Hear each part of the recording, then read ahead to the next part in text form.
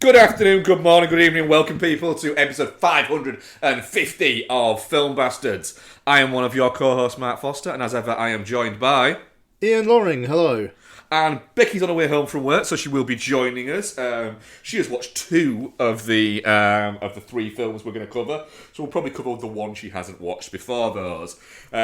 What are those three films? I'm not going to say which one Becky hasn't watched yet, but those films are Jackpot, the new Paul Feig joint, if you can find it on Amazon Prime.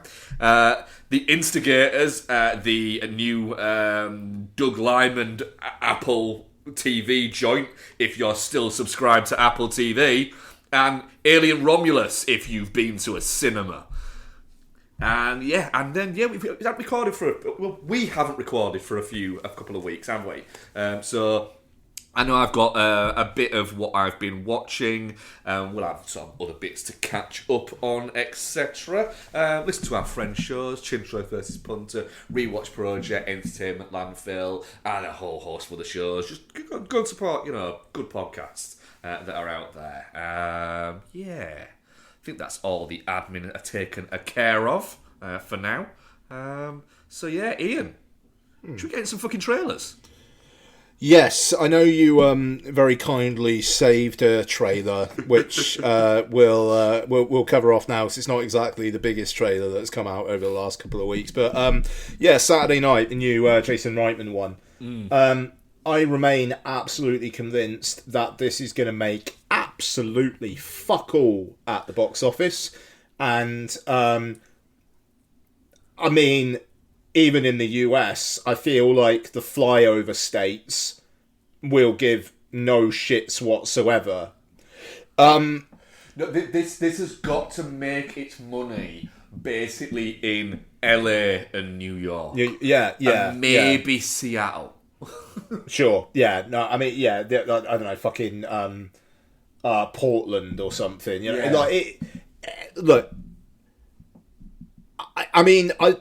Cool.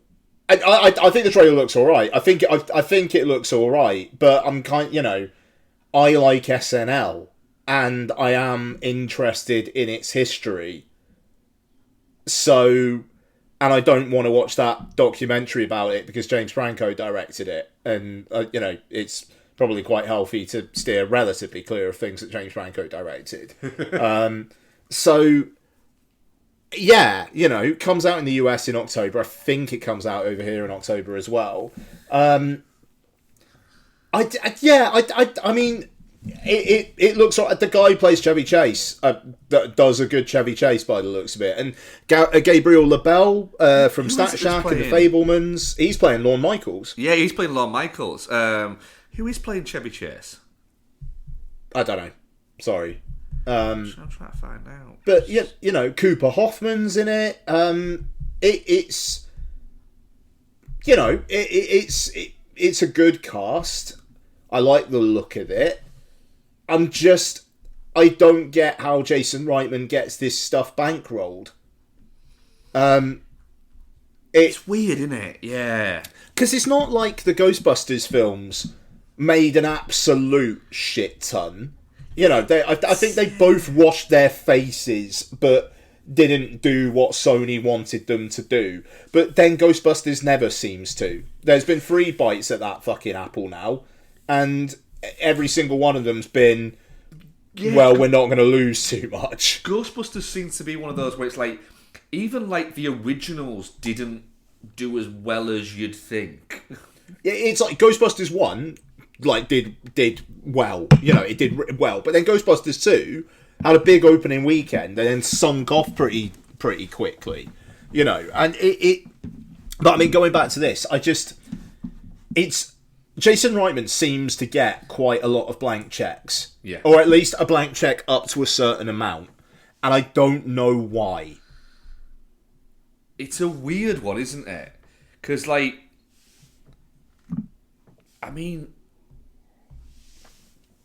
Up in the Air is maybe his only really big hit. Juno did, yeah.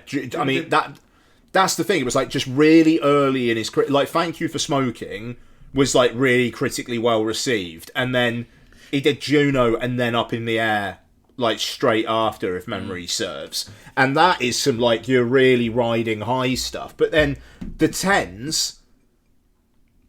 Name me a film of his that people like. Sully, to an extent. Or Tully. No, is it... No, Sully... Tully. Yeah, it's Tully, yeah. Yeah, sorry, Sully's the fucking Tom Hanks a pilot, isn't it? Tully, you know, which, yeah, a young adult seems to, like, get some people as well. But you got Labour Day, you got Men, Women and Children, The Front Runner, that Hugh Jackman presidential candidate biopic one that just evaporated. Yeah. But like I say, it's cool seeing a young cast like Rachel Zennett's in Saturday Night as well, and I like Rachel Zennett. So it's got a lot of actors I want to see, a lot of up and comers I want to see. Yep. I mean, Dylan O'Brien as Dan Aykroyd, I want to see. Sure. Yeah. But the Jason Reitman of it all, yeah. But I mean, it is just a massive fucking nepo baby thing. Oh yeah. That maybe I need to get over, and also, like, frankly, his dad's not around anymore, so he kind of actually has to fucking like forge his own path and not just. I don't know. It feels like if he was as successful like now as he was like 10, 15 years ago, he never would have done Ghostbusters, but I think he would have done Saturday Night. That's the thing. Yeah, that's it. I think the fact that he made that comment very early in his career, that is, if I ever do a Ghostbusters movie, it means things have gone really wrong, and then things went wrong, and he made a Ghostbusters movie. Yeah, you know, I mean, but to be fair, you know, he said it when he was young and he grew up, but it made it feel quite cynical. And I think this looks good. However, I am a little bit worried that it's just going to be a bit of a Lorne Michaels jerk-off-a-thon. Yes, I mean, there is definitely it's just about how difficult it was to get SNL off the ground. Like, that's... And Lorne Michaels, what a genius, really. But then again, SNL, it's his 50th fucking year this year. I mean, that's incredible. Yeah. And yeah, I don't know. Maybe that dude does like warrant a bit of celebrating for the amount of careers he made. Well, that's it. Like you say, he's launched. There's an awful lot. I mean, Saturday Night Live has had its ups and downs, hasn't it, over the years, and had its peaks and troughs, but it's sure it's been running for 50 years. I think you can kind of give it a bit of credit for saying, do you know what, maybe it's allowed to have its up and downs. Yeah, quite. We'll see, though. We'll see. Okay, The Outrun. Saoirse Ronan playing an alcoholic. It does feel pretty... I'd like an Oscar, please. Yeah, I was just a little bit disappointed it wasn't a film version of the 1987 arcade game Outrun. That would have been great. It wasn't. I mean, we still might get that at some point, but yeah, this wasn't it. It does look a little bit Oscar bothery. It's not quite vegetables, but it also is. It's almost like charred vegetables.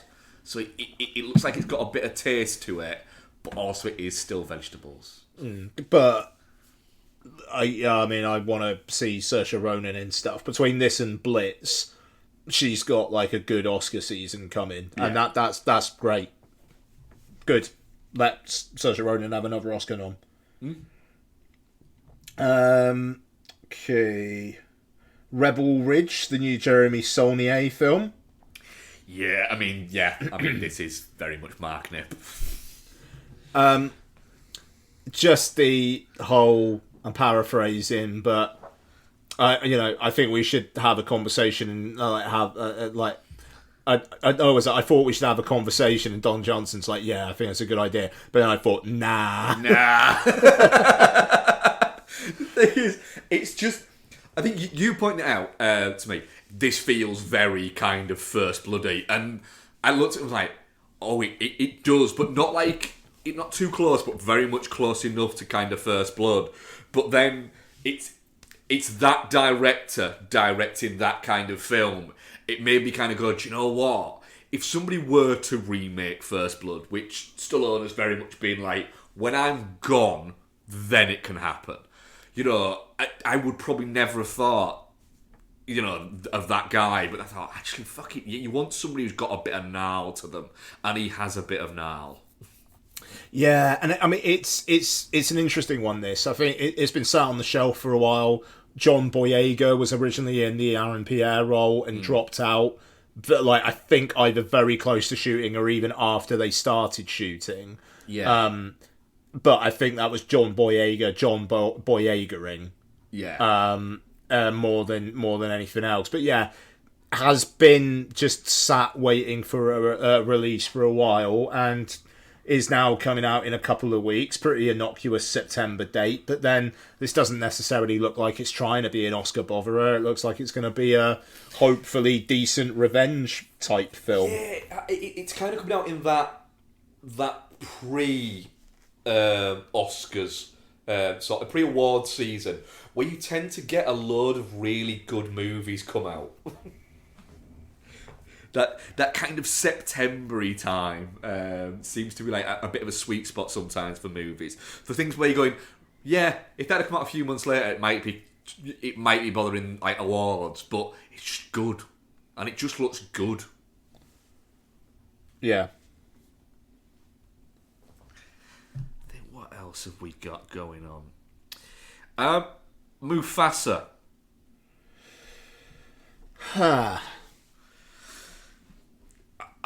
I still maintain that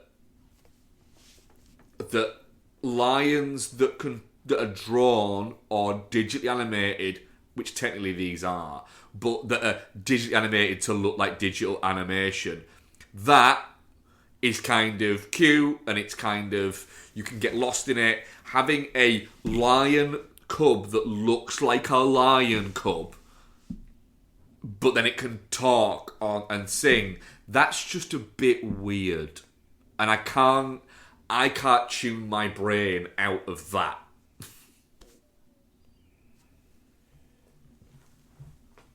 Yeah. Yeah. It's... I'm sure Barry Jenkins is doing this for a reason. Yeah.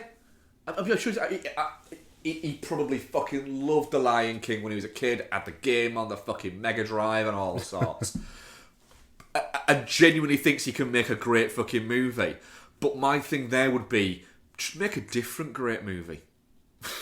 Yeah, look, I mean, if it gives him some clout to allow him to then do several one for me's, then like the Aladdin Guy Ritchie thing. Yeah, no, totally, yeah. But I mean, it'll be cool to see. It'll be cool to see a Barry Jenkins film again, because he did the Underground Railroad TV show. So he hasn't actually made a film since If Beale Street Could Talk. I mean, this is only his fourth film, because I think he did something small before Moonlight. Which is wild, because the whole Moonlight La La Land thing's getting on for 10 years old. Shit, it will be water, yeah. Which is wild.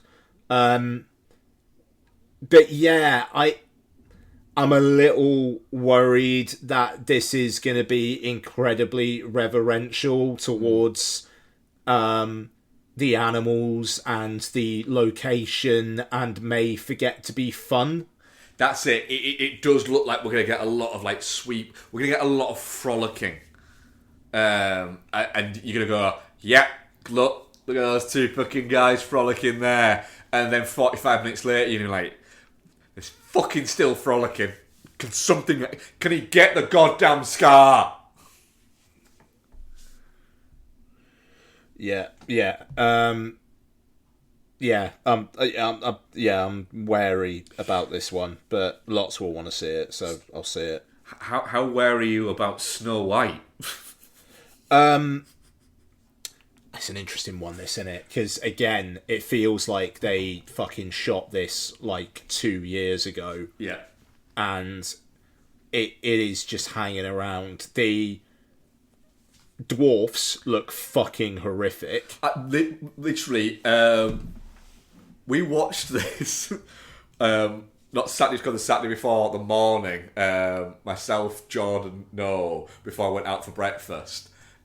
We just stuck this trailer on because we got ready and we'd been watching bits.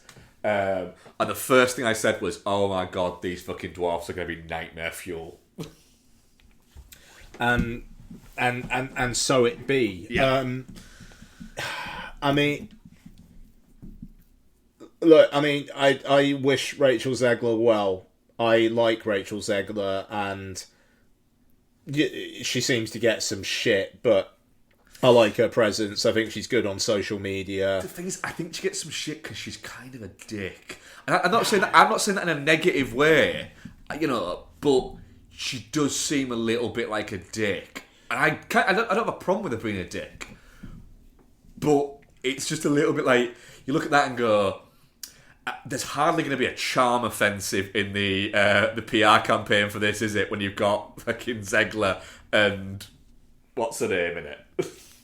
Yeah, quite. And I mean, who's directed this? I don't know actually. So it's just another one of why are you doing it? It's Mark Webb. Oh, okay. I mean, I like Mark Webb as a director, but Jesus. I mean, yeah, and this has just been around for so long that it feels like the current administration of Disney probably wouldn't greenlight it. The live-action remake thing seems to have had its run, and now they're just going to be mining their IP for all it's worth for DiCaprio meme content. But yeah, I mean, I don't know. It just looks really. It's not for us though. It's not for us. It's not for us. No. So it's just. It looks like shit. Like not even like that. It looks crap. It visually, it is ugly as fuck. It is visually. It is what Wally Pfister warned us about 12, 13 years ago. When he said, if you aren't careful, everything is going to look like shit. And not everything does look like shit, but some things do. Yeah. I will say, I'm looking forward to Moana 2. I like Moana. This is an interesting one. It was originally basically a TV continuation of Moana, which they've rejigged into a film, apparently because they thought the content was strong enough. Cool, that's fine.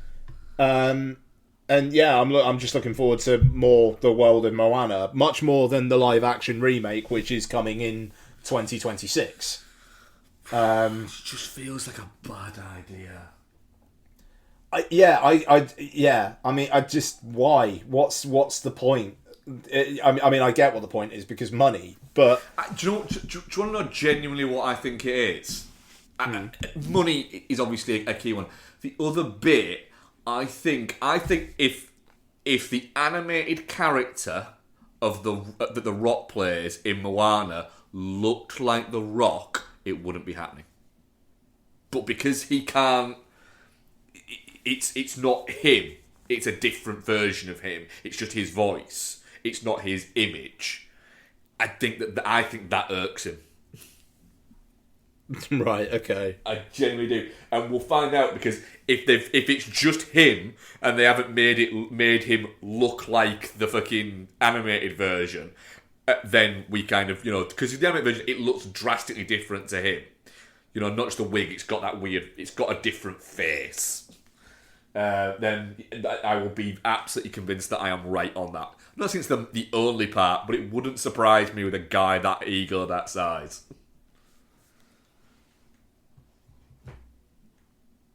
Okay. Yeah. No. Yeah. Sorry. Distracted by a message. Yeah, I don't know. I'm looking forward to more Moana, though. Sorry, I was so sorry. I just need to reply to something. That's no problem. What else have we got?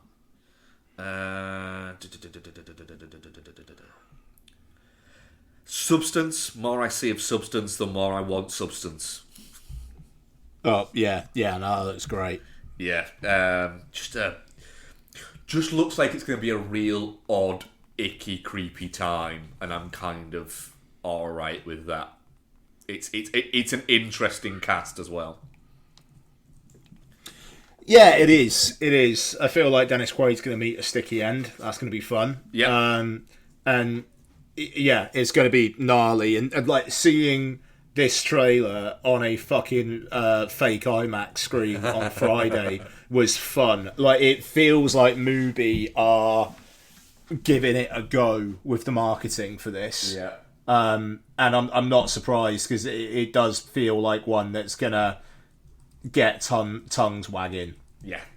Yeah, I think you I think it's one that can. I can see it. Don't get me wrong. I don't think it's going to do fucking amazing numbers, but I can see it kind of catching an audience. Yeah, for sure. No, it looks good. Another Craven the Hunter trailer. So, I mean, as soon as Russell Crowe goes, "My son," it's like, yes. Yep. I'm just looking at it going, do you know what? That is going to be crap, and I'm going to enjoy it so fucking much. Yeah, that feels like a Christmas treat to me. I mean, it is fucking bonkers that they're releasing this at Christmas. There's got to be some fucking reason. It's wild that they're releasing it at Christmas. Yeah, it really is. But sure. Yep. And I mean, all I can think of is that they've decided to release it at Christmas because that's when they're going to announce the fucking that Aaron Taylor-Johnson is the new Bond. Well, Because that photo that he posted where he'd shaved his beard off and had his hair cut just absolutely screamed, is this for test footage? Aaron. oh, that's interesting. Yeah. Because he posted a picture on something just saying, fresh cut first time in years, and it just made you go, oh, there's something going on there.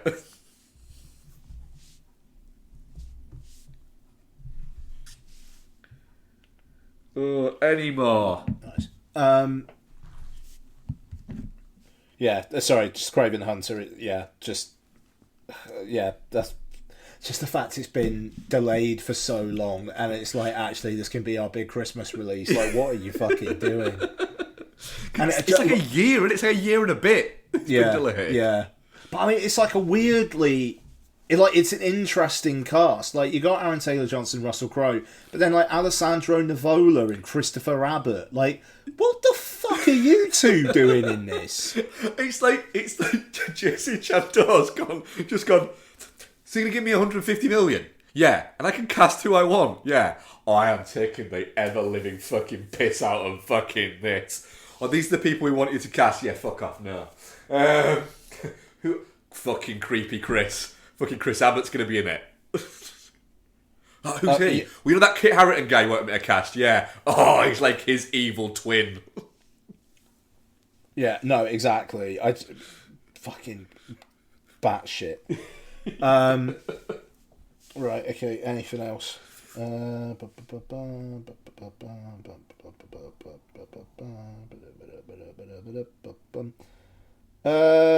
I think I'm good. Right. Let's review a fucking movie. Sure. Let's review The Instigators. I'm going to find out what IMDb says about it, but it's the new Doug Liman joint. Starring Matt Damon, Katie Affleck, Michael Stuhlbarg turns up, Hong Chow turns up, Walter Hauser turns up, They've Vic been great. Grimes, Paul Whitehouse turned up. Sorry. Alfred Molina, Toby Jones, Ron Perlman, Jack Harlow. It's a good cast. It is. It's actually, I completely forgot the trailer for this. So when I started watching it, was like completely blind into it, and people kept turning up, and I kept just going, "Okay, hell, all right then." follows two robbers who must go on the run with the help of one of their therapists after a theft doesn't go as planned. I mean, kind of, yeah. I mean, they basically meet the couple of days before the robbery that they're doing, so it's not like they're seasoned friends. One of them, Casey Affleck, is a career criminal, and the other one, Matt Damon, is an ex-Marine who actually was a mechanic in the Marines, who this is the first time he's ever committed a felony, as he puts it. Ian, what did you think to the Instigators? Yeah, look, this is the kind of content I want out of my content, to be honest. You know, this is the kind of straight to streaming stuff that I want, you know, where 15 years ago would have been on in the cinema, would have happily watched it in the cinema, but it's also one where I'm perfectly happy watching it at home. It's got a good cast, you know, Matt Damon probably the only real star out of the lot, and then it's just like good fucking actors. A couple of decent action sequences, kind of a plot that is like twisty turny, and I never really like knew what was gonna happen next. Like I thought it rolled along really well. Is it like a film of the year contender? Fuck no. Is it just a decently made, entertaining hour and 40 minutes or so? Yeah. And that's fine. Looks like a fucking film. It's obviously got a decent budget. It's just, yeah, like I think it's better than filler. You know, if this was a Netflix original, it would be one of the better ones of the year. Apple TV, you could maybe say like you'd actually expect a little bit more out of Apple TV fare, but I'm fine with it. I had a perfectly decent time. That's it. It's interesting that it's almost more interesting that Apple TV have done something like this. That is just it's not an auteuristic film like Killers of the Flower Moon or Napoleon, and it's also not a big fucking blockbuster film like Napoleon would be. It is just it's a sort of film where, like you say, 10, 15 years ago, it might have cost $60 million and would have done decent in the cinema. Probably still would have done fairly well in the cinema because people of a certain age would have gone to see it because they'd have gone, oh, it's the guy who did the Bourne films, and it's that Bourne guy who was also a Martian once. Let's go fucking see that. And it's a good time. It's not, like I say, it's not a trouble any lists, but it's Matt Damon and Casey Affleck have known each other pretty much their entire lives, and they patter off each other really quite well. You know, it's fun watching them just like Casey Affleck kind of just take the piss out of Matt Damon, and Matt Damon play like the really straight guy. That was fun, and the fact that like I think like you said there that you don't really know where it's going because the film doesn't even seem to know where it's going. You know, you expect it to be like this big heist movie, and then 10 minutes later you're like, oh, that was it. And then every so often Michael Stuhlbarg turns up in a fucking weird coat. That was good.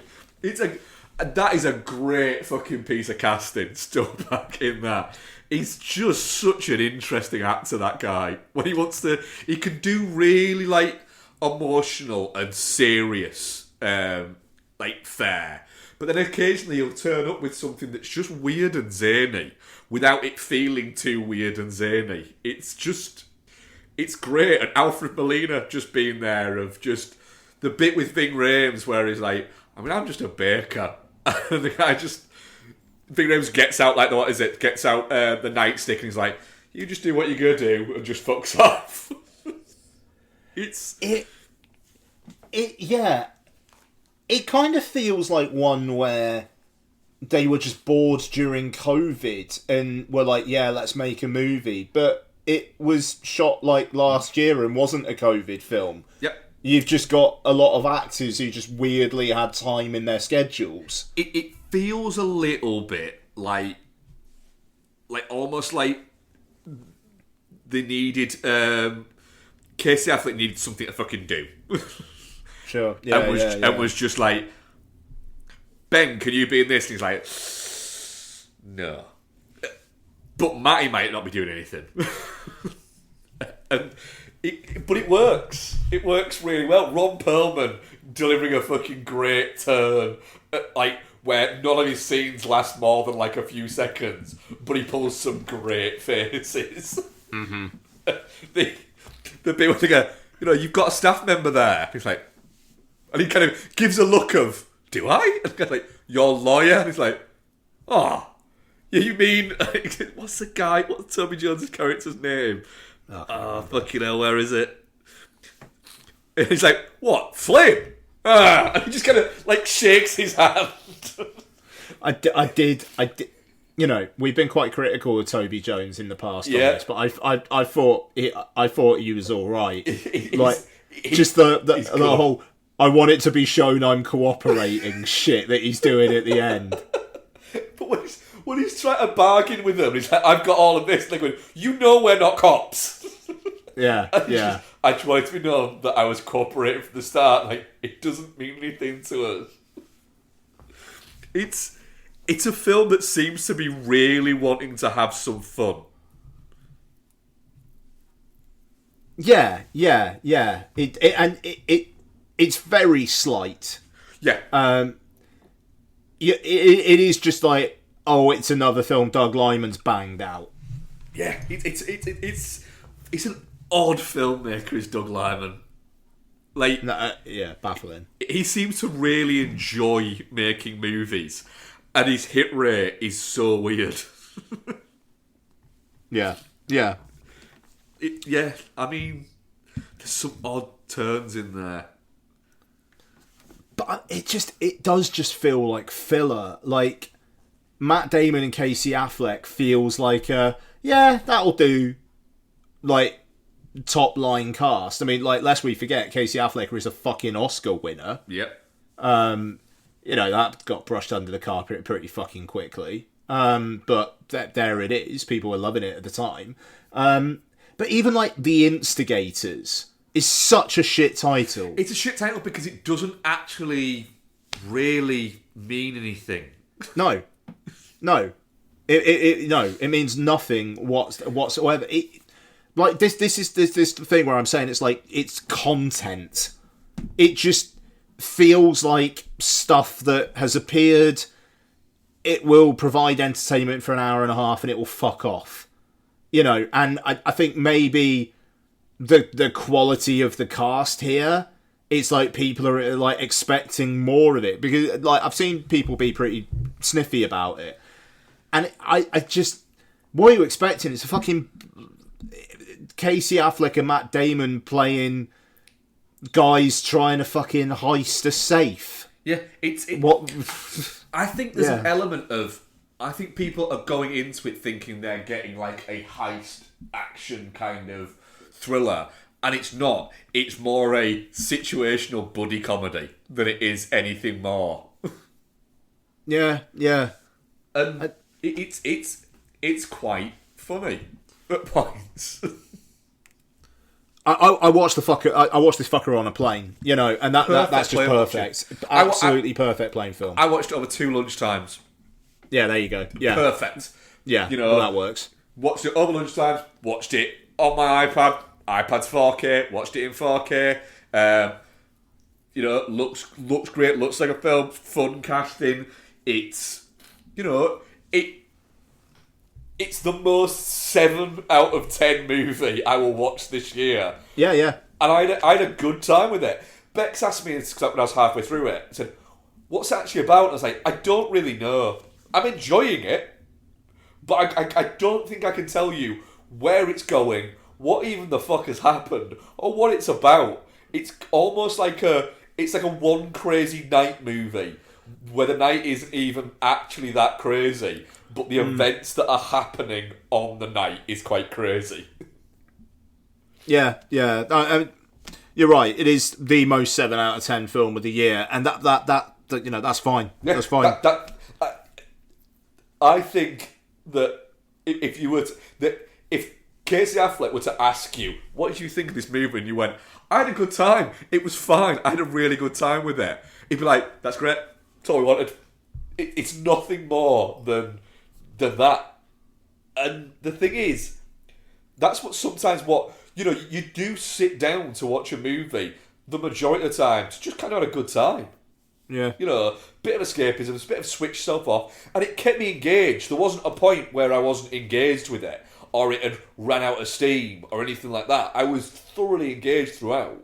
And yeah, great. And do you know what? Fucking Plane Watch is perfect for this. And that is not me talking the film down. It's just, if you're on a plane, you want something to be able to just focus on that isn't too in-depth and isn't too focused on, but that you can just go, bang, right, fucking take my mind away from the fact that I'm on this for 2 hours.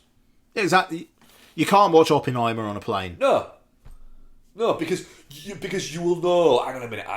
This feels. I don't feel like I'm in the right place. I feel uncomfortable with this. Whereas you want to watch stuff that's either funny, silly, or just entertaining on a plane. Mm-hmm. And it's If Apple start doing just more of just this fucking random mid-budget stuff, great. Yeah, totally. Definitely not shit. Oh, definitely not shit. Good time with it, to be honest. What was our audience poll on this bad boy? It was...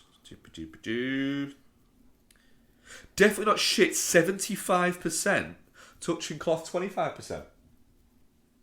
I think that's pretty fair enough. I think you'd be hard-pressed to say this. If you think this is shit, I'd be like, so what do you want? Yeah, I just don't think it's one for you if you think it's shit, Why did you bother? Yeah, a little bit. This is what trailers are for. Yeah, I mean the trailer does a pretty good job of saying what the film is. I don't feel like I was lied to for sure. Yeah. Ian, what have you been watching, bud? Cardiff be shit at the game of football. Yeah, it's not gone well so far, has it? No, so just very briefly, got another season ticket because I'm a fucking idiot. Lost the first game of the season 2-0 against Sunderland. Fucking awful. And then away to Burnley at the weekend. Thank God I didn't travel for that or anything. Poor fans that did, because Burnley's a fucking trek from Cardiff. It will be from Cardiff. Yeah, 5-0 loss. Just brutal.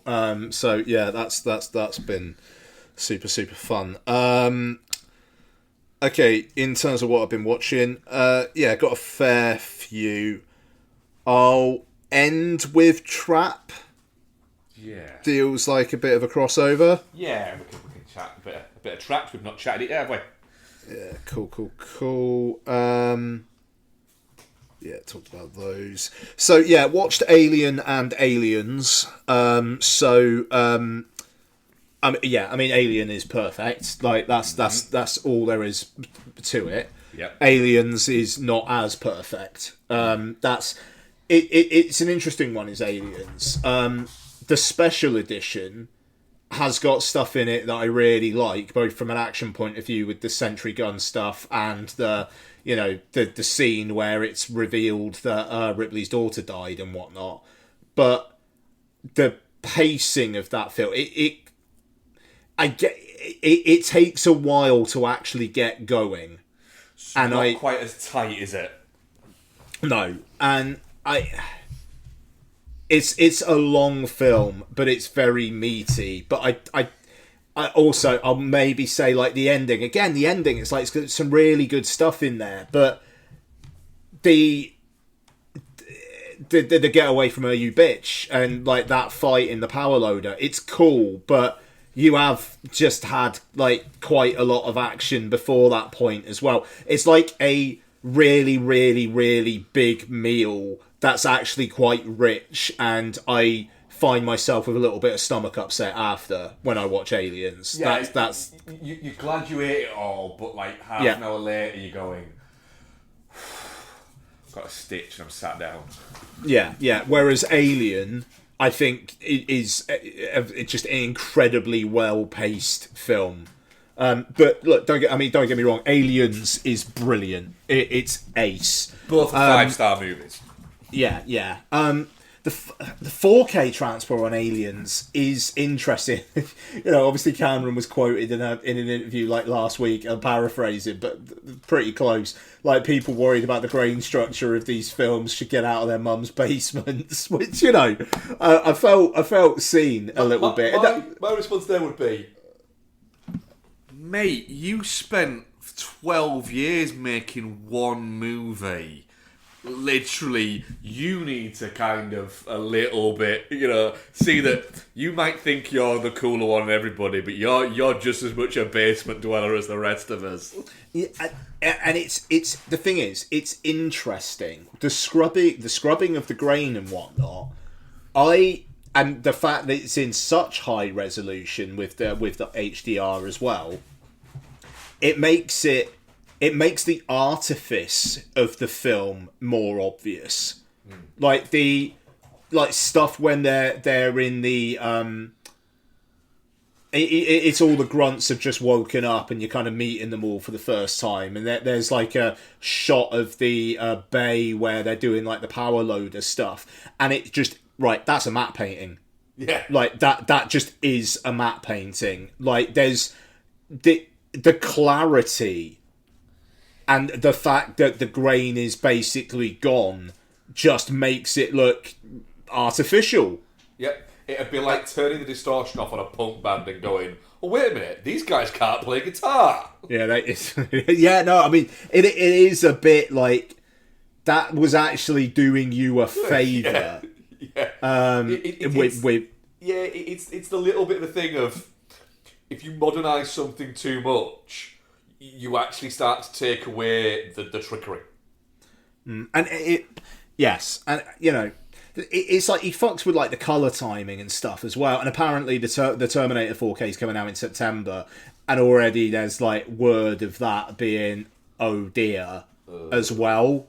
And it just, it's a problem. I mean, it looks great, and a lot of it looks fucking fantastic, but. Yeah, I mean, the 4K of Alien just feels like you're watching a really, really nice fucking version of Alien. Aliens, it's like you're watching one that just doesn't look like how you want it to look, at least in my view. But anyway, yes, terrific films. Okay. And actually, kind of tied in with Alien and Aliens. I got about half an hour into Alien 3, and I was just like, I can't be fucked. It's like the special edition's like 2.5 hours long. It's really fucking miserable. I like Alien 3, but it was like I just wasn't in the headspace. It's definitely a movie you've got to be in the headspace with, because it's from one of the opening shots, which is them having to kill a cow because it is just so riddled with parasites. I mean, even the fucking the opening credits, where it's like just this really grim. Right, is that alien going to do something to Newt? Yeah. And then thankfully it doesn't. They don't quite go that far, thank fuck. But yeah, like it's David Fincher being a young, angry director who wants to make an impression. That film. Yeah. I really like Alien 3, but I see why most people don't. Yeah, that's the thing. It's like I think now I'm getting older, and it's just like, oh fucking hell, David, you thought you were daring, didn't you? Like, well done, have a biscuit. You pissed people off, killing off Newt and Hicks. Great, well done. But at the same time, Alien 3, like all the stuff in the kind of like the celibate like religion and all that kind of stuff, and Charles S. Dutton, like there's some really really good stuff in there. But like I say, you have to be in the mindset. So instead, I rewatched Underwater, cracking film. Absolutely, like just an absolute banger. Like it feels like one of the underrated genre films of the 2010s. Yeah. Is Underwater.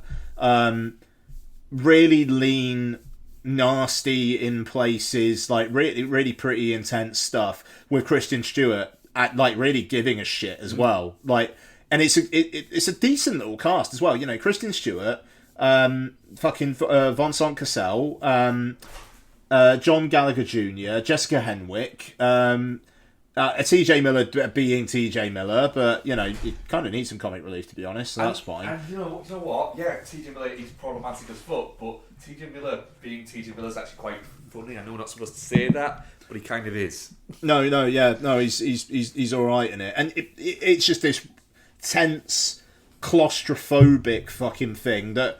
You know, you get the opening titles, and then you get Kristen Stewart brushing her teeth, and then just shit starts, and then it basically doesn't stop until the end of the film. It's really, really pacey.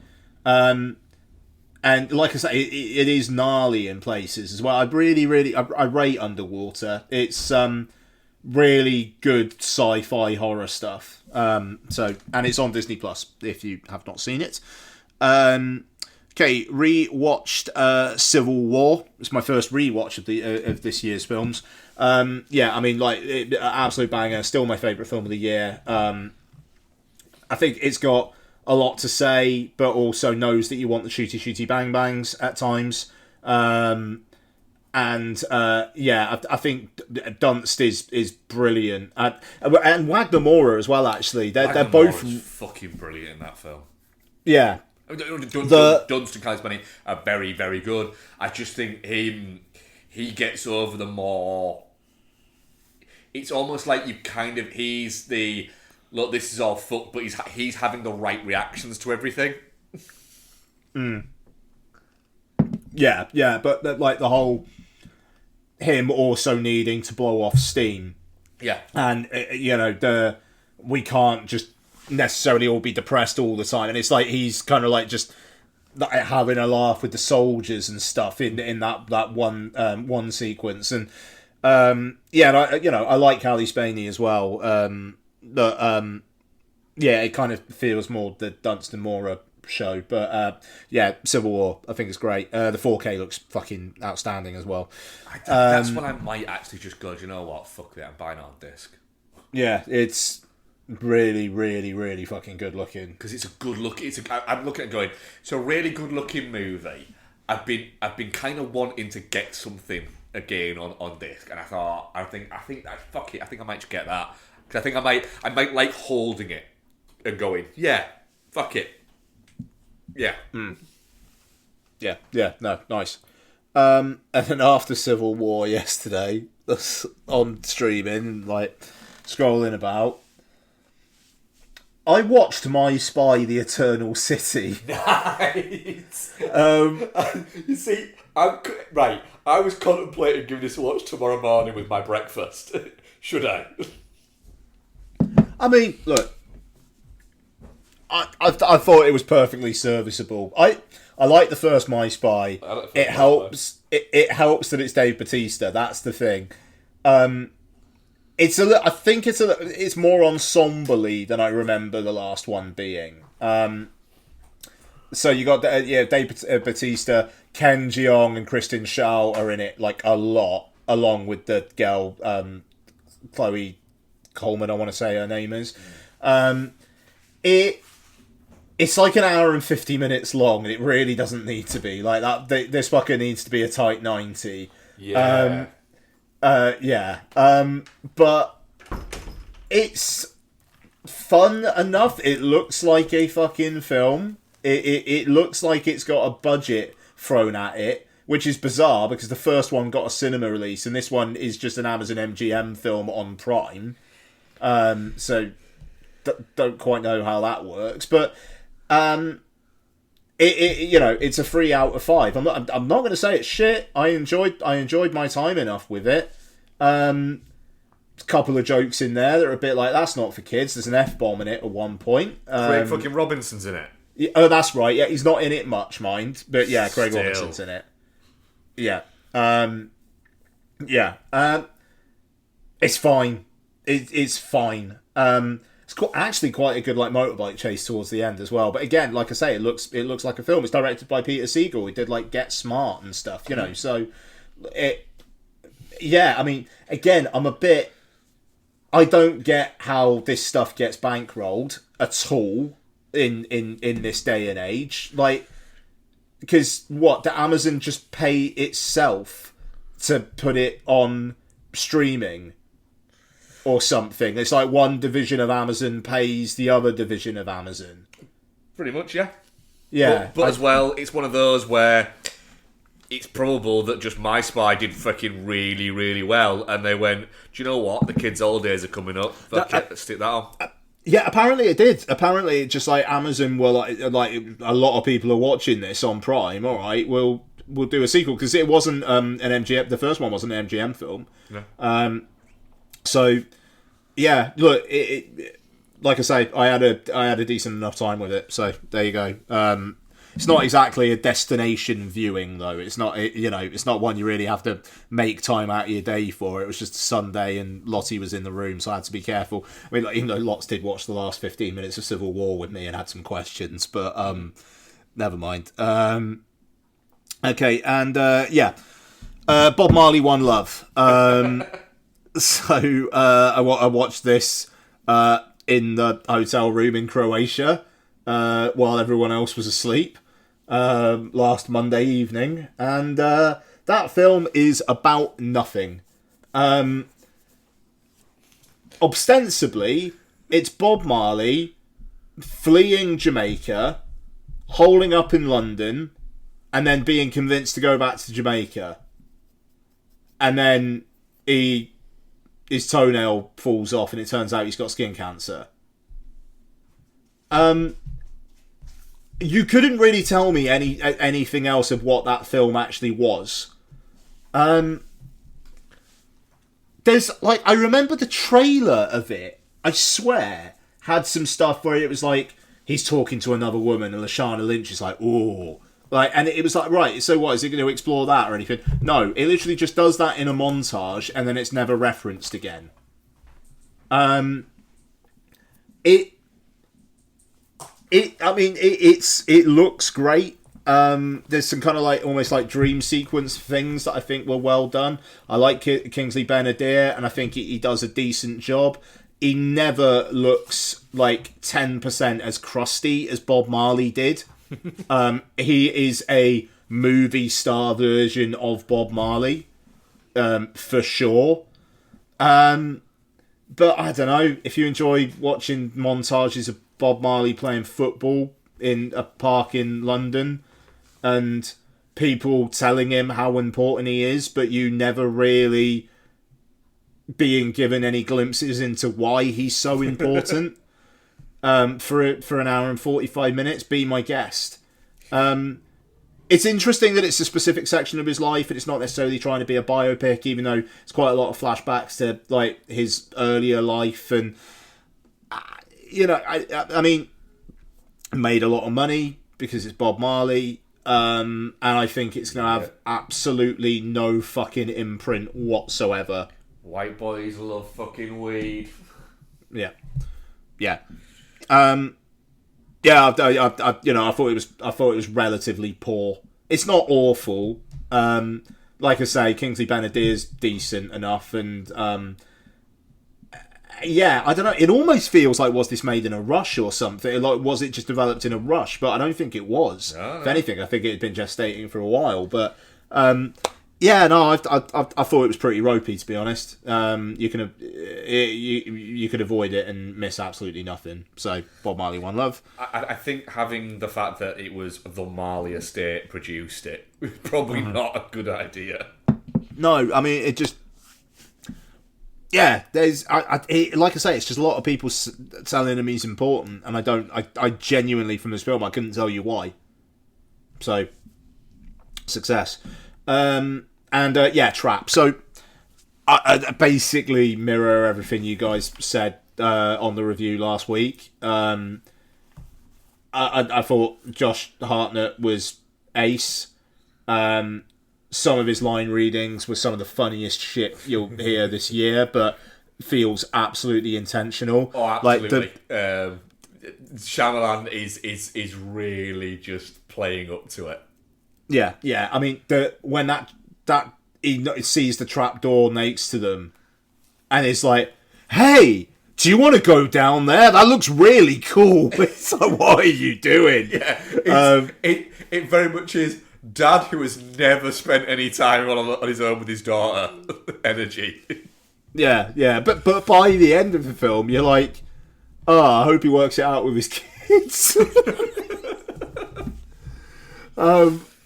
I would absolutely take like Trap 2, Lady Raven, Private Detective. You know what I mean? Like it. I had a really good time with it, and it's really, it looks great. I think it's like Apichat Pongweasafak's like usual cinematographer. Like it's like a really classy cinematographer shooting this, and I just the joke of, and it's been said on many other podcasts, but Hayley Mills basically being in this because she was in The Parent Trap, and in this she's playing someone trying to trap a parent, is very, very funny. Yeah, that's fair. I think it just plays into the he's just having a laugh with this one. He's just fucking with us. Yep. I mean, but he's like, get in on this, guys. I welcome you into how silly this is, which then, when it does get more tense, makes that more heightened. Like the bit where he's like, "Oh, can I have a word with you alone for a minute?" It's like Lady Raven, and then he just like straight away says like, admits it to me. "You're looking for me." Yeah, but what's it he says, like, "Do you know what carbon monoxide poisoning is?" or something? Like, he goes in, like, really hard. Yeah, he basically goes, "Do you know why carbon monoxide poisoning is so dangerous? It's because we crave it more than air." And he's doing it this really nice, almost like children's TV fucking, like, yeah, like schools programmes. Yeah, no, exactly. I had a great deal of fun with that. I haven't seen Borderlands yet, but apparently it's going to be on VOD in the US a week Friday. That does not surprise me. The thing is, and I'll still maintain it from what I said about Borderlands, is if I will be fascinated to learn what someone who's played Borderlands thinks of it, but also on top of that, there is not enough there for any of the people who are saying that it's an absolute pile of shit to call it a pile of shit. It kind of happens, and the more I look back on it, the more I go, do you know what? It wasn't that bad. Like, it was all right. I'll probably watch it again. Yeah.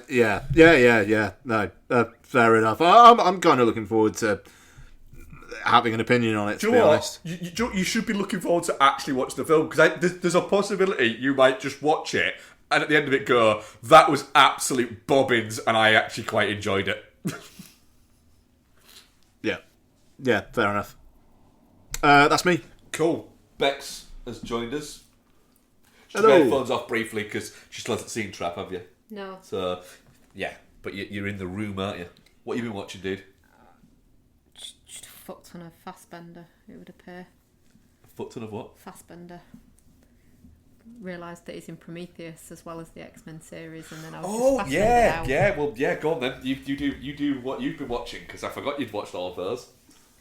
Yeah, all of them. All of them. All the X-Men movies. Yeah, with the exception of like the Deadpool ones, which count in the X-Men franchise apparently, according to Wikipedia. Well, he's a Yeah. So I watched X-Men X2, X-Men The Last Stand, X-Men First Class, X-Men Origins Wolverine, The Wolverine, X-Men Days of Future Past, X-Men Apocalypse, Dark Phoenix, and New Mutants. You've watched New Mutants as well. King hell. Yes. Fair fucking play. It's a very up and down franchise. Is it? Yeah. It's kind of down, then up a bit, then down. What was the highlight? Um, Which one surprised you most on this rewatch as being that's actually quite good?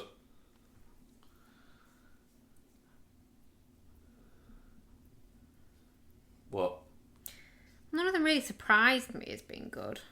Apocalypse is a fucking mess. I remembered Apocalypse being good. It is not. Dark Phoenix is shit, but not as shit as I remember. But shit, but not as heinous as I Score remember. bangs. Score does bang, yeah. Score is a banger of a fucking score. Like Hans Zimmer for some reason just deciding to score that. Yeah, and just delivering when there's something like really like there's like a bit on a bus or something like that she's like fucking conjuring or something like that, and you've just got this banging Hans Zimmer score and going, this looks like shit, but I'm enjoying the fuck out of this score. Oh, that's on the train. The train, is it? Yeah. The Wolverine, I've completely forgot was just a side quest Yeah. in Japan. Yeah. It's fucking weird. Yeah. But I really enjoyed it. Like a DS game. Yeah. Yeah, like those weird, like, fucking Code Veronica Resident Evil games. Yeah. Your DLC. Yeah. Do you know what? They're all fine. Apocalypse and Dark Phoenix are not good. Fair. New Mutants is like... How did that hold up? Because I imagine that if you got to play New Mutants on Disney Plus, it just there's nothing Are you there. sure? It just goes, shit, we didn't even upload this. We didn't think this would happen. Cooper. Sorry, guys. Cooper's attacking Mark's records. It's just real fucking whiny. It's just really fucking whiny. And it got eyebrows in it from Thrones. Eyebrows from Thrones. Maisie Oh, Williams. fucking Macy Williams. Yeah. Yes, it does, yeah. And Anya Taylor-Joy Yeah. in a real weird Russian accent. Think we all do think we need. Yeah, I mean that's absolutely fine by me. Yeah, no, it's fine. It's just, yeah, it's just. I mean, obviously, it's not part of the X-Men. The only kind of link it has is they're mutants and they think they're being trained to go be X-Men, and they're not. Ah, losers. Fucking losers. They've been trained to be assassins. So there's not really much of a link there. But it's like, I just feel like it could have been so much better. Like, kids are just real fucking whiny. But yeah, it very much is a series of diminishing returns. That series, it just gets worse and worse. I do still really enjoy Days of Future Past. I love the timey-wimey shit. I mean, before we get into the bits that we've watched together, which I think are just 3 films from a different franchise, and a rewatch of this year banger, haven't we? Yes. Yeah.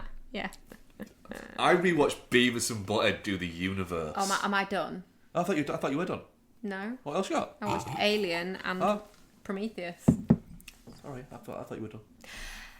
Alien's Alien. I'm not going to say much about Alien. Ian talked about Alien earlier as well. That's fine. It's just an I absolute. basically said that as well. Yeah. It's a fucking classic, and it's just beyond judgment, really, because it's done its time Perfect.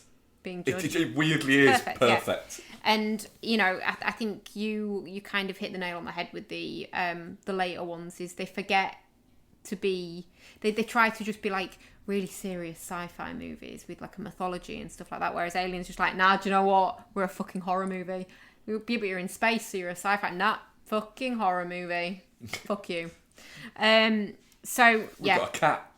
oh yeah, it's just some real fucking orange cat energy going on with Jones. Prometheus is shit.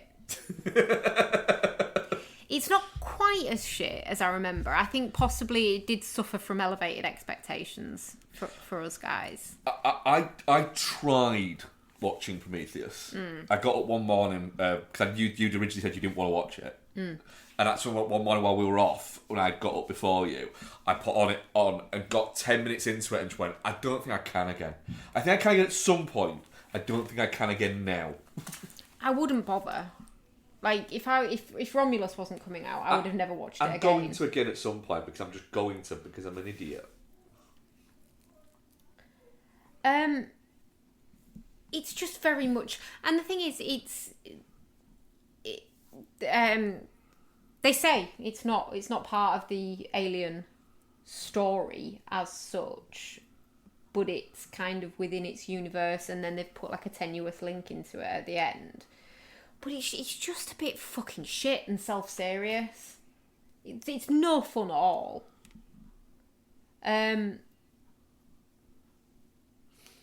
The best thing in it probably is creepy Fassbender as David. But that's it, and he's not very good as creepy David. So I'm glad I watched it before Romulus though, because Prometheus strain. We'll get into that later. Do you know what is not serious and is fun? Beavis and Butthead Do the Universe. Sure. It's just so silly.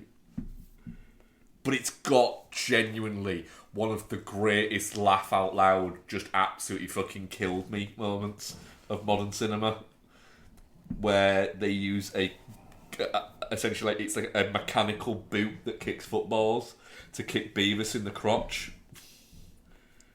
And it's just... Is that how you had to be that moment? No. It's just funny. I don't know why, but Beavis and Butthead to me is just funny. It's because you're a man of a certain age. Probably, yeah. Yeah, I mean, she's right. It is. And if you I find it funny as well. If you explain it, I explained it to some people, like younger people at work, the day, because we had Beavis and Butthead t-shirt came in. And they're going... Which he immediately bought. I did buy, yes. And they're like, I don't get it. And I was like, you're not supposed to. Because it is not for you. Or funny. Yeah. In the same way as... I love that you agreed with that without even listening to In the same way as I don't get Rick and Morty. I don't get it. It doesn't appeal to me. I get it. It's just, that's not funny either. But people find find it hilarious. I still maintain that people find it hilarious because they've been told to find it hilarious, and they don't want to be like Drake's music. They've been told it's good, and no one wants to be the person who goes, "It's a bit shit, this." Whereas at some point it will happen, and everyone will go, "Oh, thank Christ you've said that." But Beavis and Butthead Do the Universe is just fun, and it's funny, and it's silly. I hate them as characters. Those awful fucking noises they make with their faces. Yeah, it's just funny. And just fuck you. Okay. We are 3 movies into the Final Destination franchise, aren't we? 3 and a bit, technically. Yeah. So, all of these fuckers are on Netflix apart from the 4th one. Yeah. Yeah. Yeah. So annoying. It's so annoying. I was thinking about going through them and it was, fuck's sake. Yeah. I mean, if you want, I can hook you up with the 4th. Yeah. That's cool. No, sorry, go on. Final Destination is legit a great fucking genre pick. It is crazy for a 24-year-old movie how well this holds up. Like, it's not... doesn't feel dated in the slightest. No, it doesn't. It doesn't feel... It almost feels like you're watching a period piece when you look back at it now. But that's not to denigrate it. There's nothing outright that stands out that goes, this is a noughties movie. No. There isn't even like the fucking techno soundtrack or anything like that. It's just a fun movie, and the kids look like kids. Attractive kids, but kids. Kids. Yeah. You know, it's. I think, yeah, they're very believable as being the age they're supposed to be. The only thing that annoyed me, actually, on this rewatch was the teacher. I'd never really kind of acknowledged to myself what an absolute piece of shit she actually is. Oh, she's an absolute dick, yeah. Yeah. For someone who's supposed to be a responsible adult within their lives, she just completely goes to pieces and then just acts like shit to them. Yeah. But I suppose, human condition and all that. But yeah, it's really good, and the story really hangs together very well. Ali Lata, who manages to, I think I described it as you, it's like she took resting bitch face and just decided that should be her entire posture. I like her in it though. I'm kind of into that. She just looks I mean, like Ali Lata could get it, to be fair. That's fine. I'm And not it is saying it's a because problem. of the bitchiness. I'm not saying it's a problem. It's just there's an energy there. There is. She does not want any zero fucks given about anything you have to say. Yeah. Yeah. There is an air of I'm better than you. But she probably is better than everyone else in this movie. She's not, because Tony Todd's there. No, just like as a person. Oh yeah, not Tony Todd. Right. Then we got to Final Destination 2, didn't we? Yes. Which is essentially a load of really good kills inside a really quite shit movie. Some real fucking good kills though. There's some fucking great kills. Worth it for the kills. One of the best kills in cinema is that kid getting just fucking mashed by a pane of glass. Yeah. Love that. Yeah. Love it. It is a good one. And the guy getting just fucking annihilated by a fence. Yeah. Yeah. Oh, yeah, he gets ghost shipped, doesn't they? Yeah. Yeah. It's not good, Final Station 2, but every kill is fucking great. So is this the one where it's... Hang on, I'm getting muddled because we've watched them all quite close together. Oh, this is the highway pilot one, isn't it? Where... no, is it the next one where they lived because the original people lived, or is that this one? That's this one. No, it's this one. This one. Yes, it's this Yeah, one, yeah. I like that. I like that they've taken it and gone... that the first one's still having ripples. It is good, however, it's quite tenuous, the links. Yes. And the whole conceit is you've got this really long scene of the pilot, and then literally it happens in the blink of an eye when it's the actual version rather than the premonition. Yeah, but I mean they're showing It's it bad. from different No. POVs, aren't they? It's And bad. they all happen simultaneously. Yeah. It's still really Yeah, bad. it's not great. It's not great. And the weird ambulance thing, and she has to drown herself. That's a bit. It goes. It's a bit the abyss, isn't it? What was the third one? Third one's roller coaster, no? Third one's the roller coaster, yeah. It's... Sorry, the cat's been a dickhead tonight. Yeah, the third one's the roller coaster. Go on. Does this link back to the other one at all? No. It's just the same, but on a roller coaster. It's Mary Elizabeth Winstead. Kind of just been a dick. Yeah. Um, This was the weakest, I think, for me. yeah, so far it By is a the long weakest, way. yeah. Yeah, it's the James Wan one as well. It's a weird one. But yeah, it's not great. It's almost like they went, hey, Mary Elizabeth Winstead. Right, is a film going to happen around her?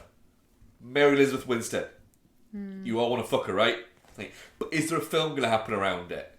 Maybe We sort had of. that. That is what we had. There is that one bit where that girl just nail guns the fuck out of her face. Yeah. That's alright. Yeah.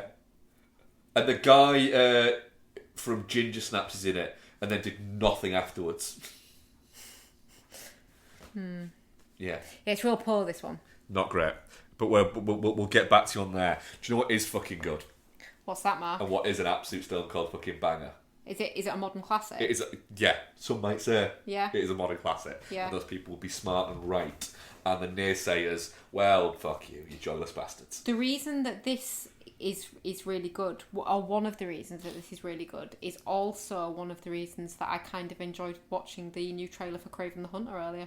Is it abs? It's abs. It's abs, yeah, it's yeah. abs. It's Roadhouse. Yeah, Yeah. it is. Better on second viewing. Yeah, actually. Yeah, Like, definitely. It's better. Yeah, Now you've got the vibe and you know where it's going and you know what's happening, what's going with. It's just like, this is just a great fucking time. And Juno's actually doing some really fun acting in it. But generally the bit where what's his name? Billy Magnuson first comes to see him in the bar. And he's going over he's showing him the video of the YouTube of him essentially going fucking full rage mode and killing his That's actually really quite tense. Yeah. And it's almost quite somber in the fact that he keeps looking at it and he's like, I don't want to look, I know what I've done, but you don't get it that I am trying to remain calm for your safety. And then he has the bit where he doesn't get calm and he loses his temper, and the first guy he runs into is the fucking douchebag from the Nice Guys. You just murder drowns him. And he just straight up murders him. Yeah. Straight up fucking murders him. It's fucking great. It will not be the last time I watch it this year either. No, it's great. It's got some real great one-liner things in as well. Yeah. Just still, Who Taught You Shapes is just fucking beautiful. Yeah, I think going back to it and watching it when you know what to expect and there's not that trepidation of, oh, how bad is this going to be? Could it be good? How bad is it? What? Well, because it's got Conor fucking McGregor in it. That could have really been a real disaster, but he just heavily leans into whatever the fuck it is he's doing. It should be a disaster. Yeah. But for some reason it works. Don't get me wrong, the guy's a prick. But for some reason, his just weird energy in this works. Yeah. Also, yeah, can't be understated how many times Jake Gyllenhaal takes his You just shirt call him off. Jake Gyllenhaal. Jake Gyllenhaal, I stand by it. I'm fine with it. Yeah. Do you know what? The thing is, it's not the first one. The first one is I mean, yes, camp as fuck, but it's trying to be a serious movie, and it is quite a serious movie within its own framework. It's not trying to be a comedy. This is trying to have comedic elements to it. It knows what it's not trying to be the first one. It's gone off and done its own different thing within a similar storyline. Yeah. And I think that is a more respectful way of remaking a movie. And going, do you know what? We know we can't do that, and we wouldn't want to. That already exists. Let's do something else, but that kind of honours/references it. I mean, I'm fascinated to see what they do with the sequel. Making a sequel? Oh yeah, it's confirmed. Oh, fuck yeah, nice. Gyllenhaal's like, it's back. We're doing it again. He's like, Dalton will return. I hope they don't ruin the thing. I hope they don't ruin it with the sequel. Just more of Jake Gyllenhaal walking around in just fucking jazzy shirts that he occasionally takes off. He doesn't even necessarily have to take them off. Just Yeah, letting he him does. open, he's fine. Nah, he needs to take it off. He's ripped to fuck. He needs to take it off so we can try and count how many abs he has, because I lost count at 38. Beautiful movie. What a picture. I said to you, didn't I, when we were watching it, I wonder if you showed the kid from Donnie Darko this movie and said that'll be you one day. He'd be really, really fucking confused. It's just fucking great. The thing is, I know it's going to be in my top 10 of the year. I don't know how much the part of my brain that goes that feels no shame will just go, it's number 2, isn't it? I'll go, fuck it, yeah, I don't care. Right, so a movie that might be in our top somethings of the year, Jackpot. Written by Rob Yescombe and directed by Paul Feig, and stars Awkwafina, John Cena, Simu Liu, and other people turn up randomly throughout it. What is it about? Let me just get the IMDb thing there. In the near future, a grand lottery has been newly established in California. The catch, kill the winner before sundown to legally claim their multi-billion-dollar jackpot. Jackpot. Ian, was it a winner? It's all right. It's okay. We were talking about how the Instigators looks like a film earlier on. This doesn't. Nope. This looks like a fucking episode of TV, which is weird because Paul Feig has directed big films. Paul Feig's a good director. Yeah. We but like Paul I don't know. Feig. The cinematography. I felt like this film maybe didn't have the budget that it needed, or maybe the right talent to make it look good. But I was pretty worried early on, where it's just people being fucking horrible to Awkwafina and then trying to kill her. But as soon as John Cena came into it and they started having their buddy relationship, I settled into it. It's fine. It's fine. I am a bit worried with how Paul Feig's career seems to be going, but I believe A Simple Favour 2's next. Yeah, which I'm looking forward to. I'm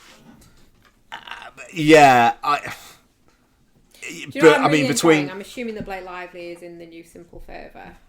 I'm really enjoying how people are acting real shocked that the hot blonde girl from Gossip Girl is a mean girl. Oh yeah, no, that interview from years ago that is suddenly come up again. Well, and just all the stuff about what's his face off of the new one. It Ends With Us. Yeah.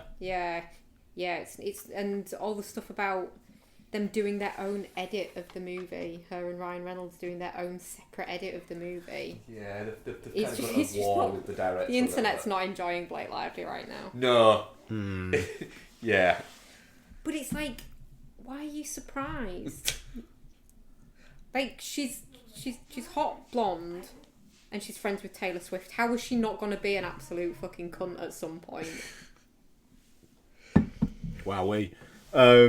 But yeah, no. Sorry. No. You're all right. I liked it, but Cena and Awkwafina really, really, really did the heavy lifting there. Yeah, I'm still umming and ahhing about whether I go touching cloth on it. But what were your thoughts, guys? Bex, what did you think to Jackpot? It's one of the worst movies I've ever had the misfortune to have to watch. Yeah, I can see that. Yeah, sure. I genuinely hated it. I wanted to gouge my eyes out about halfway through. I have always, because you're not super hot on Awkwafina a lot of the time. I'll explain why in a second.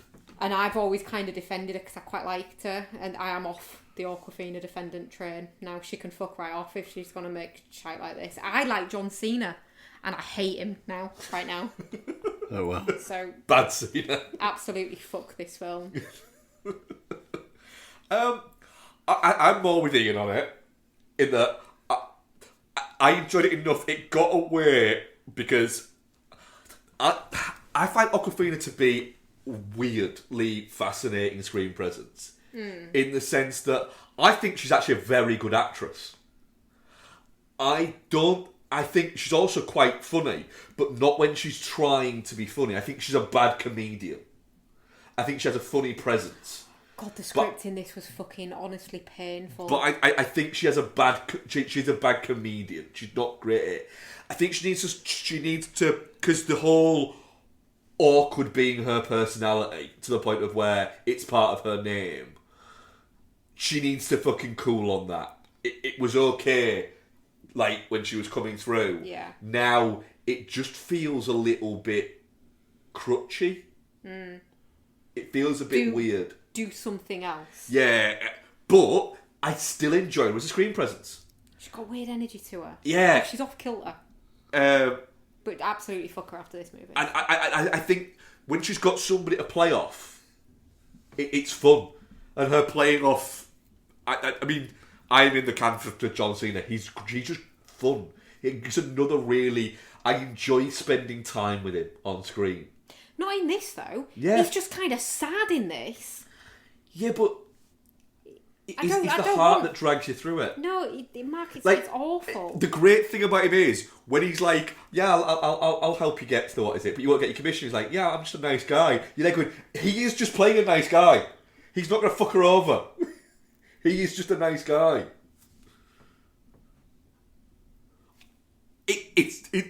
I mean, I do think it's shit, and I don't think it's good enough to be Geostorm, but I was fine with it.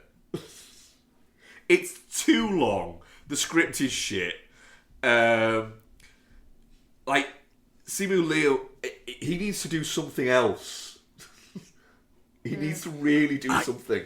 I think this is the only stuff he can get. Which is weird. It's really weird. The scuttlebutt I read about the guy is that he's maybe not particularly liked in Hollywood, and it's for his personality. Oh, really? Well, yeah, apparently so. But yeah, I mean that. How long is this as well? It felt long. It's 106 minutes, so it's an hour 45 basically. Yeah, man, make more 90-minute films and less 105-minute films, I swear to God. That's it. If this movie was a tighter 94 minutes... It'd still be shit, but it'd be shorter. But it would kind of... I think it would bounce a little bit better. Like for instance, the first car chase bit that they've got with those bikers, there's two of them in the same sequence. Just have one. And tighten it up. Oh, and the fucking friend and a boyfriend, that was shit. The only bit that I actually enjoyed in this, and yeah, I don't care if you hate me for it, the only bit that I enjoyed in this movie was Colson Baker. He was quite funny. He was quite funny. And then the bit at the end of him trying to get his PA to find whatever drugs it was that was in the... That's it. Was him very much playing up to something. But Awkwafina, technically a comedian. Yeah. John Cena, wrestler turned comedic actor. Yeah. The funniest fucking thing in it is Machine Gun Kelly. That it clearly shows there's something wrong with this film. The script is fucking awful. The film is fucking awful. What is it when he says... The body double when she gets hit in the stomach is fucking awful. Oh, the body double when she gets hit in the stomach is actually, that's one of the funniest bits fucking of the hilarious. Yeah. It's like when she's made such a point of the posture that she's got, being slightly awkward and sticking her belly out and everything like that, and then when she gets hit in the stomach, it's like, okay, that looks like the fucking girl from Bloggalates. It was just almost like that has to be intentional. I don't know why, but it has to be. It's that bad. I just think it's a bad movie. I mean, I do think it's shit, but I'm almost saying it in the fact that I did enjoy it enough. I don't wish it any ill. I fucking do. I know you do, Pax. He's got launched into a fucking volcano. It's full Suspiria for me. Where are you, Ian? Yeah, look, touching cloth. Again, like with My Spy, The Eternal City. How the fuck does how the fuck does this stuff get bankrolled? I don't get it. I don't get it. Because, and why is Paul Feig doing this? Because people will watch it. It will have done really good streaming numbers. But it's like you pay your money, and I mean, for Prime, you don't. People aren't even paying for fucking Prime for Prime Video. They're paying for it for Prime. And I honestly, I don't get. It's like Wi-Fi. I don't get it. I don't trust it. I resent the time I spent watching this movie. I mean, we can all forgive Prime because it gave us Roadhouse. Yeah. The second best film and just back onto your whole Awkwafina's alright if she's bouncing off someone with a good energy thing. Yeah. Watch Quiz Lady, Mark. It is funny. Quiz Lady? Yes. What's that? With the one with Sandra Oh. It's on Disney Plus. It's funny. It's this if it was good. I don't know if I need those two bouncing off each other though. It's funny. I just don't know if I need those two bouncing off each other. So you just hate female-led movies, is what you're saying then? No. That's what I'm hearing. You alright with her bouncing off John Cena? I'm alright with anybody bouncing off John Cena. Whatever. John Cena's a funny man. Right. What an absolute piece of shit. Before Becky has some kind of embolism, let's move along to Ian having an embolism. Alien Romulus. Written and directed by Fede Alvarez and stars Callie Spenny, David Johnson, Archie Renault, Isabella Massad, Spike Fern, and other people. While scavenging the deep ends of a derelict space station, a group of young space colonists come face to face with the most terrifying life form in the universe. I don't know who to go to. Becky, let's get a bit of positivity from you after you basically just hated on Jackpot. Because it's shit. Anyway, what do you think to Alien Romulus? I really liked it. I know your mileage may vary, but I really I appreciated the fact that after fucking Prometheus, and do you know what? I genuinely think my brain's just erased Covenant, because I know I've seen it. I think most people's brains are erased Covenant. This just goes, oh, do you know what? Do you know what works really well for this franchise? Fucking horror movies. And it just remembers to be that. And it's scary and it's tense, and I think with the exception of a few missteps, one big manimal shaped misstep, it does really fucking well at being a middle film, bridging a gap that we didn't know we need bridged, pulling in elements from, like, it's quite with the prequels. Is Covenant a prequel as well? Yeah. It has complicated the mythology of this franchise, and I think it pulls it together really quite well. I think all the kids do a pretty good job with. I mean, don't get me wrong. Like, I hate one of them, but I think he does well at being a knobhead. And yeah. And people that are dead should not be reincarnated through CGI. Ian, Romulus. Yeah, I was looking forward to it. Really looking forward to it, and it, but I mean, to be fair, the trailer does kind of say what you're letting yourself in for. I think it's a greatest hits of Alien films, which sets up characters I'm really not that bothered about, injects more Prometheus than anyone fucking needed. Can I just interject for 1 second? Do you think it does set up characters? Because it had a real Rogue One energy for me. Dude, like 100% Callie Spaney and David Johnson, they're setting them up to be in another one. Yeah, I thought You reckon? that. Yeah. Okay. Yeah, oh yeah. And it's Alien for about 45 minutes, it's Aliens for about half an hour, and then it's Prometheus for 20 minutes. Like, that is what this film is for me. That's pretty fucking accurate, yeah. But yeah, and it looks great, but then it's just stealing the production design from those films. The score is echoes of those films. Like the Easter eggy DiCaprio meme stuff of it.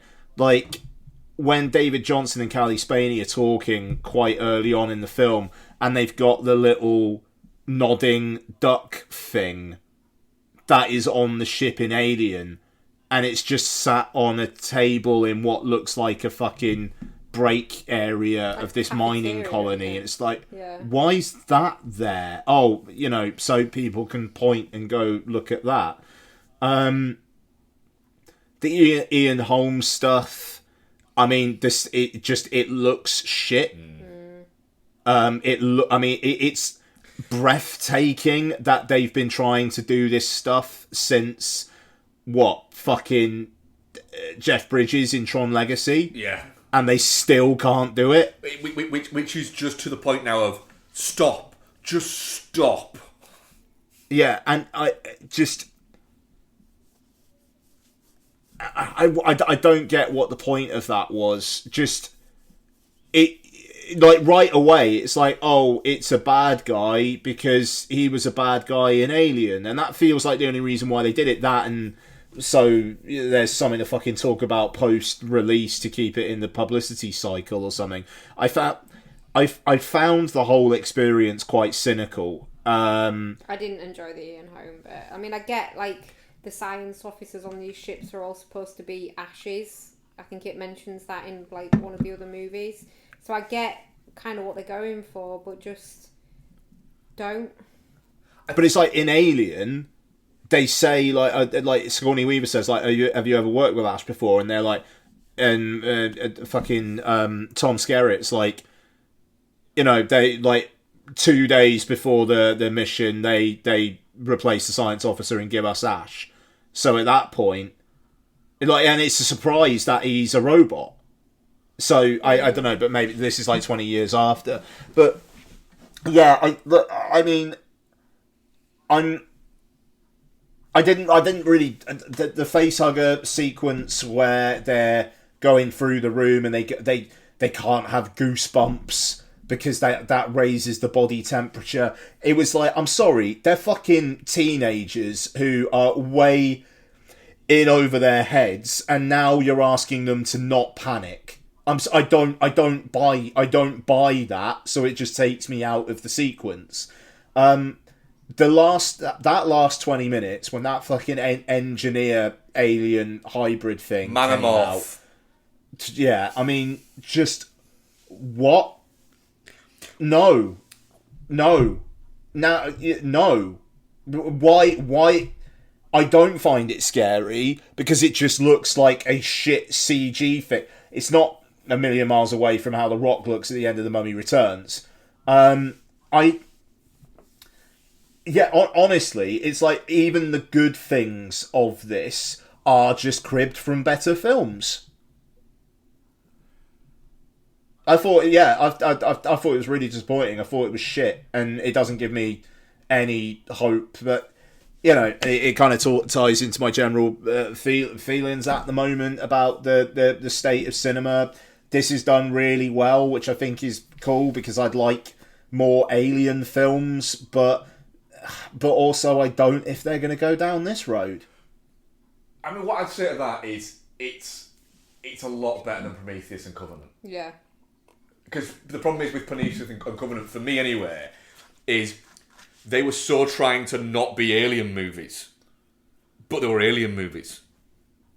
But they were trying to not be Alien movies. And also with Prometheus, you've got people who should know better making really stupid decisions. Like, this is the thing. I buy these teens the things that the stupid decisions they make in this film because they're a bunch of teenagers. Sorry, like, just to kind of back that point up for a second. But yeah, Prometheus, it's fucking Charlize Theron running in a straight line when that thing is just rolling straight towards her. Yeah. And she's literally the captain of a fucking spaceship. Yeah. The thing is, for me, Romulus, I was enjoying it up to a point, and I was forgiving it certain bits up to that point because I was enjoying it. So I was forgiving it the Ian Holm bit. I was forgiving it the fact that, it's just another android turns against them bit. Synthetic, however it wants to be done. I was forgiving it of that and kind of going, well, yeah, like what you said there, Ian, the opening bit is Alien, then it goes into Aliens. And I was going, well, yeah, it's kind of what I was expecting because it's an Alien film. That is actually trying to be an Alien film, not trying to be something fucking grander that is there and failing at both. Then when Manamorph arrived, I was like, no, I'm fucking fully out. If that film ends as she's putting the girl in the fucking... Yeah, she gets in the cryopod thing, and then Callie Spenny gets the cryopod, and the camera pulls across, and you just see on like a fucking body scanner or something like that. Or you're just looking at them both fucking from outside, and some blood splashes up against the inside of the window of hers. Yeah. I would be like, yeah, all right, I can forgive it the Ian Holm bit. I can forgive it of that, but no, it's just it can't. Fede Alvarez can't help himself for going too far down the fucking. All right, that's just icky. Yeah, but then in Prometheus, where you've supposedly got a seasoned fucking master of the craft, what's her face? Numi Pace gives birth to a fucking squid by cesarean section in a Medipod. So that's it. But the good thing is, I don't remember that because I've blocked most of Prometheus and Covenant out of my brain. So yeah, I was okay with it at that point, and then that happens, and the last 20 minutes I just thought were crap, just really bad. Why was drunk Peter Crouch naked and attacking her? Nice. It was weird. The thing is, sorry, just what's it? The thing there is, the whole rest of the film has looked up, and I'm not mean up to this point. The whole rest of the film has looked really fucking good. You might not like the fucking story and everything like that, and that's fine. But the film looked fucking good. You cannot take that away from it. It did look fucking good. And then you had the Ian Holm bit and you're going, oh, that looks like shit. It looks fucking shit. Why are you doing this? It just looks weird. It looks like the imagery of that they've rendered of his face. They couldn't quite line up with the actual whatever fucking head thing they had, and it didn't quite fit. And they've gone, fuck it, we'll finish it in post, and then forgot to finish it. And it's the fact that it obviously thinks it's doing something with that, because before it shows you him, it skirts around his face for a while, and it's it's a big reveal, and it's just too small. Shit. Yeah, it's too small. Why is it? Yeah, it's like they downloaded it off Google, and it went, fuck, it's really small. It was really bad, that bit, and right on the Manamorph. The Manamorph, yeah. Right. Did anyone else notice its crotch? Why was its crotch like a target? Because they didn't want to give it a dick. But then, so just make it smooth. Make it a fucking Ken doll. I reckon they just scrubbed it out. It really troubled me, did its pelvic area. It's just... It looks like... They went to the people that made The Descent and went, have you got any shit ones that like seconds... you didn't use? Can we have one of them? Well, I think Neil Marshall's just got them all in a garage. Yeah. He just throws one out. Yeah, Halloween. We need a tall one. Halloween, he puts them all on his lawn. Yeah. Wait, are these like real? That's fucking terrifying. I won't live to live near him. It's bad, is that bit. They should have done that better. Like when... Oh, just not. Well, they obviously wanted to do something with the Prometheus strain. Because the problem is, Prometheus and Covenant do not feel like they're part of the same universe. No, they don't. As Alien and Aliens. No. They just don't. And the thing is, if they've got if what they're getting this material from is the essentially the body of the xenomorph from number 1. Yeah. And they've like captured it in that rock and blah blah blah. Where have they got that raw material from? Because they won't have been able to just extract it from the xenomorph. It's not part of its DNA, it's what makes it when it bonds with organic material. Probably something in Covenant that we've all forgotten. Probably, yeah. That was bad. And the thing is, I remember about Covenant is Danny McBride wears a cowboy hat. Danny McBride's in it. And at some point, I'm fairly certain Fassbender plays a flute. Have I watched this? Yeah. Fuck me, I really have blanked it. And the fucking gestation period just makes no sense, you know. You remember it way better than I do. The thing is, like, when it shows you the rat that's been injected with it in the lab, Yeah. the rat has mutated. That would have been better if she'd mutated into some kind of fucked up thing and tried to kill Kaylee Spenny. Oh, do you know what? None of it. Just end it. That they've already had the big battle with a xenomorph. Xenomorphs are scary. Manomorphs are not. They're creepy and weird.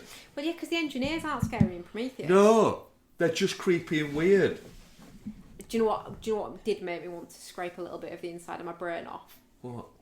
Get away from her, you bitch. Oh, God. Don't. God, it was so bad. So shoehorned. And the thing is, it's shoehorned. Yeah. And it's almost like they're trying to make it bad. But just don't. Or just have... Why is he even saying it? It got groans in my audience. It did a little bit hours, didn't it? Yeah. Do you know what? If they'd said... One guy laughed. No. If they'd had him say, get away from her, and let people extrapolate mentally and go, Yeah. that's a reference. But to make it so fucking, like, sledgehammer to a wall. Why would he say, you bitch? Because aliens, Yeah. that's why. But that's it. It's like they couldn't... It's like they went, we can't have Callie Spaney say it. We can't have her say it, so we're going to get the guy to say it. But not the guy, the fake guy.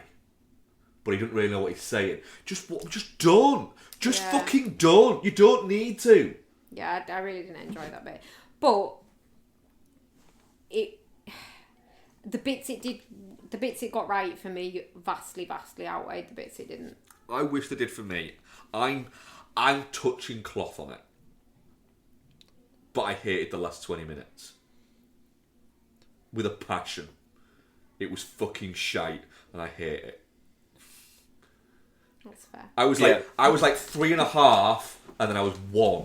I probably should be 2.5, but I'm gonna be nice because of how nice it looked up to that point. Like the mind thing that they're on at the start, I was like, this looks fucking cool. This looks fucking cool. But yeah. And they made the douchebag too much of a douchebag. Yes, they did, yeah. Yeah. He was too much of a douchebag. That's the problem. Is it made you dislike everybody else because they knew him. And that's the thing. Why? Because he's just going to fucking die an hour into the film anyway. Yeah, just make him... And then they tried to give him a reason for why he's a douchebag. But even that was a bit just flim-flam. Flim-flam. I liked the visuals in the first 45 minutes. I'm going to take that from it and touching cloth. Yeah, definitely shit. Definitely not shit. We're running the gamut. Right, we'd have some questions. I saw them earlier. What was the poll? Oh, yeah, good point. The poll was... Definitely not shit, 63%. Touching cloth, 25%. And shit, 13%. Where have we got questions? Dylan Black Lanterns. Are there any classic films that you just can't get into or actively dislike? Any what, sorry? Classic films that you just can't get into or actively dislike. Congrats, by the way. Oh yes, and congratulations, Dylan. Oh, absolutely, congrats. Loving the photos. Yeah. Keep them coming. Yeah. Are there any classic films that you... God, yeah, probably loads. Try to think. Can't think of any right now. Right, I think I might have said this on the podcast before. I don't get on that well with Hitchcock. And I know you're not supposed to admit that out loud. But I just don't get on that well with Hitchcock.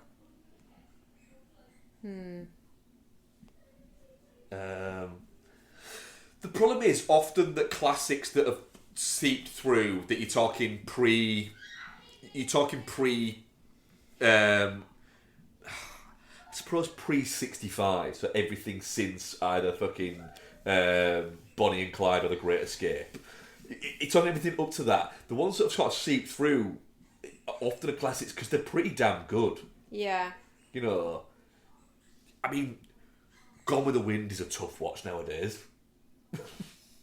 It's 7 years long, and it's quite racist.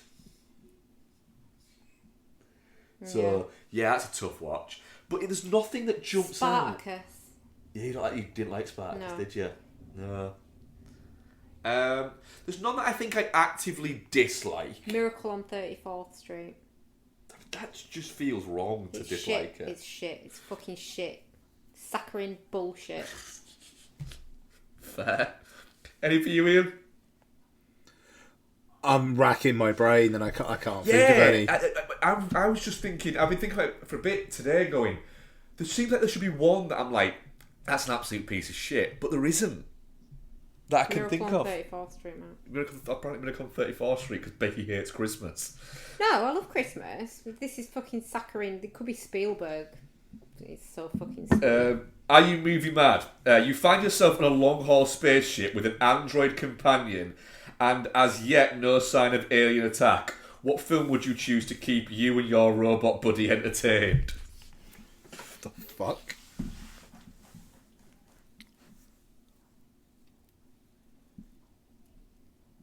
Moon. Just to really freak him out. Moon? Yeah. Wow. Moon? Yeah. Seriously? That's a good film. Alright, who's the avatar of your spaceship buddy? I mean, probably fucking you. You're probably there just going, I'm like, God, I'm really stressed out. What's going on? There's no human contact. And you're just there going, I'm Mark.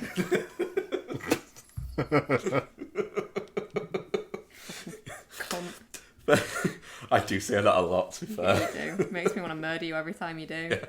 How are you still alive? Yeah, Bex will say something like, I'm really hungry. I'm Mark. Oh God, it's like the worst, most fucking annoying dad joke distilled into just like fucking irritation. Honestly, it does make me want to murder you. You are gonna get stabbed in the eye with a fucking needle at some point, and I don't even sew or knit. I'm gonna get one especially. Mount it. With your eyeball still on it. Ian. Enemy Mine. Enemy Mine? Which one's this one? The one where it's like the guy and the alien are stranded together and they're both supposed to be enemies and they have to... Yeah, I remember that one. Yeah. Wolfgang Peterson, isn't it? Yeah, that would fuck him up. Yeah. You could double it with that Adam Sandler one. Who's your avatar? Wallace Shawn. Oh, fucking hell. That's a freaking great answer. I mean, the obvious answer is Roadhouse. Right. The 2024 version. It's gonna be a real sticky cockpit then, is it? Yeah, it's a real... I mean, especially as I was going to say, just... Who can I have as my avatar? Who would be mine? I don't know, Mark. What? Obviously you're gonna say something real inappropriate. Probably. I don't know. Who am I allowed? Jake Gyllenhaal. Oh. No. For the guy just... Because guy. it'd be like, what the shit? It's like, yeah, it's weird, isn't it? It's weird, isn't it? Fucking don't trust you. But why wear a shirt? You weirdo. Yeah. Fair. I'd write on his abs, counting numbers on them. So no, that's what keep me entertained. Watching Roadhouse and counting Jake Gyllenhaal avatar abs. You're a strange little bunny rabbit, aren't you?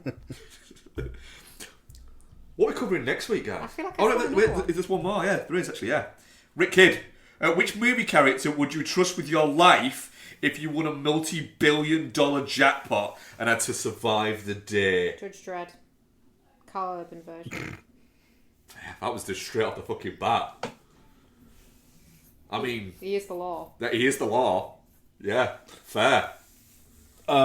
Brewster from Brewster's Millions because he's been through this shit before and he can relate. Fair. I mean, I hate to do it again, guys. Is it fucking Dalton? But it's Dalton from Roadhouse. Really enjoyed rewatching that, didn't you? Yeah. Fucking yeah, I do. I'm off tomorrow. I won't rewatch it again. Yeah, I'm not even sorry. Fair. Right, what are we covering next week? Because I think there's 2 really good films coming out. Well, we have The Crow. Fair enough. There is one film that I'm really looking forward to seeing and a film that looked good. Blink Twice. That's the fucker. We do need to have a bit of a production chat, though. Both of them are showing in Holland, amazingly. Yeah. I've already checked. You're on holiday again. He's up to Grand Prix, isn't he? Where is that now? Well, it's not right now, no. Yeah. The weekend. Well, Thursday, I'm flying out. I love how we're all just like not even considering watching It Ends With Us. I really love that for us. We're not, no. No, not been a consideration. But yeah, I can basically only record Sunday this coming week, Yeah. which I feel might be a problem. Should be make Sunday work. Might have to be a slightly later start, but by half an hour or so. Yeah, I mean, I'll be in a hotel room in Holland, so that's fine. I mean, it's an hour ahead. Anyway, we can sort it out. I can definitely start a little later. Yeah. Are we doing Set in Stone then Blink Twice is the one we're doing? Yeah, that's fine. Let's say Blink Twice. Yeah. That's fine. So I'm just thinking, that we'll watch The Crow at some point anyway, aren't we?